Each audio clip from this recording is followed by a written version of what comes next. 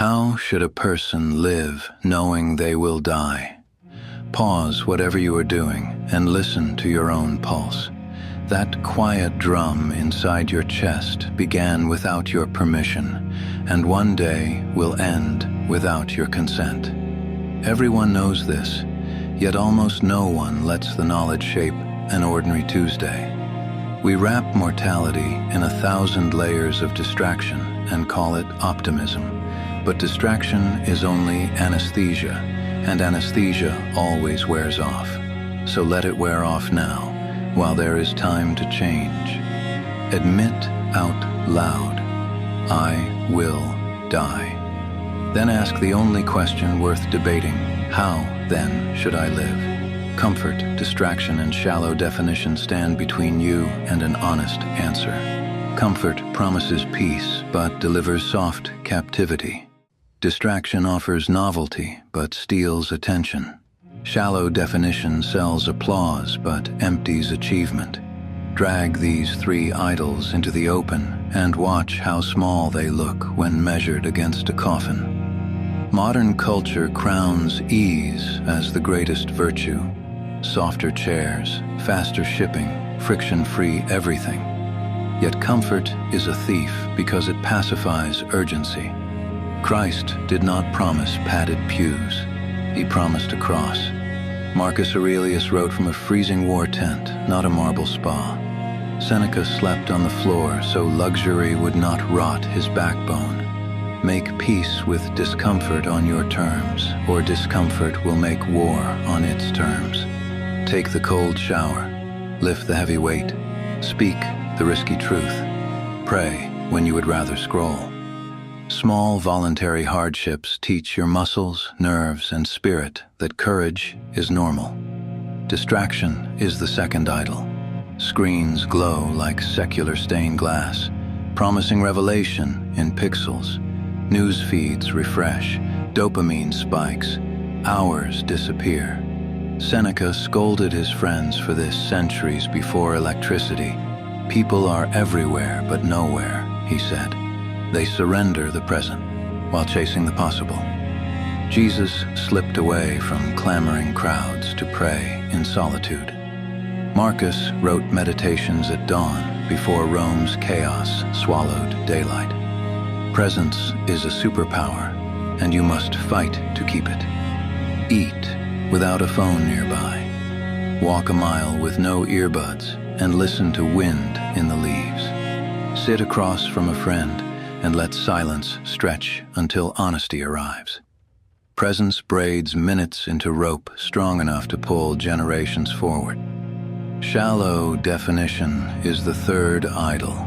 Ask the world what success looks like, and it will hand you glossy images of square footage, follower counts, and curated vacations.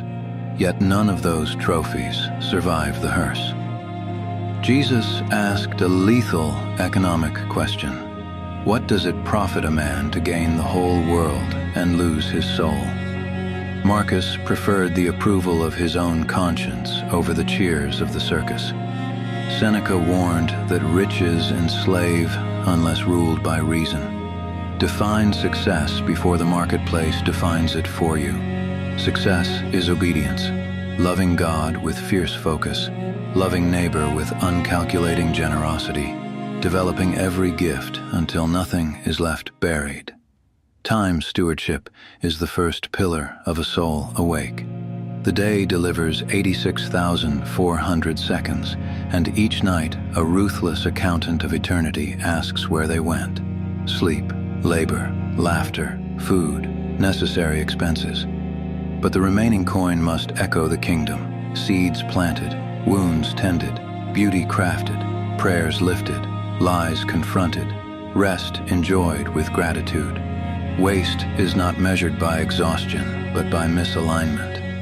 Some collapse in righteous fatigue after tutoring neglected children.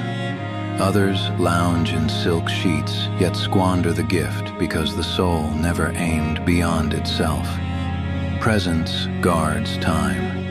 Hurry shreds hours into confetti. Presence assembles them into architecture. Practice presence deliberately. Taste each bite as though it's the last meal before exile. Listen to a child's question without glancing at a watch. End the day with exam. Where did I meet God? Where did I ignore him? Presence costs patience, but pays joy. Relationships form the second pillar. Isolation feels efficient, no messy schedules or inconvenient needs. But isolation warps perspective. The Trinity is fellowship. To image God is to choose community. Marcus worried about the hive because the bee cannot thrive alone. Seneca's wisdom came in letters.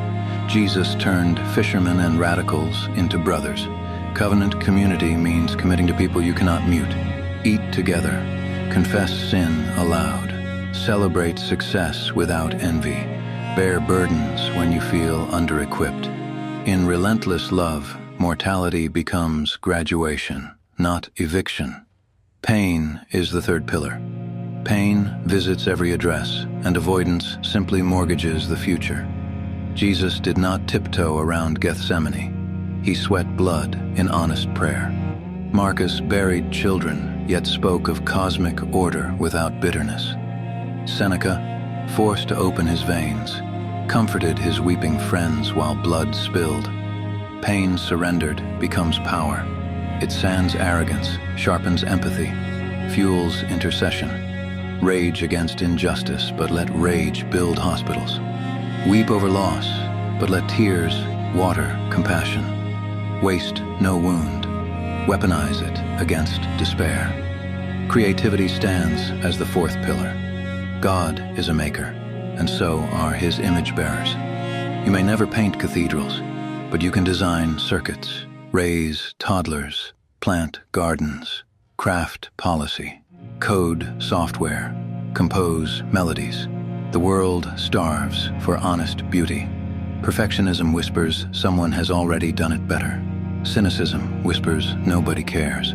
Offer your 5 loaves and 2 fish anyway. The metric is obedience, not viral reach. A quilt sewn in obscurity might warm a future grandchild who never doubts your love. A spreadsheet built with excellence may steward millions for those who suffer. A song hummed by a hospital bed might escort a soul across the threshold peacefully. Create as gratitude, defiance, and worship. Work and rest complete the rhythm. 6 days of fierce labor, 1 day of deliberate stillness. Sabbath protests the cult of output and whispers. The universe spins on God's axis, not yours. Power down devices before bed. Let conversation linger. Begin mornings with scripture before headlines hijack hope.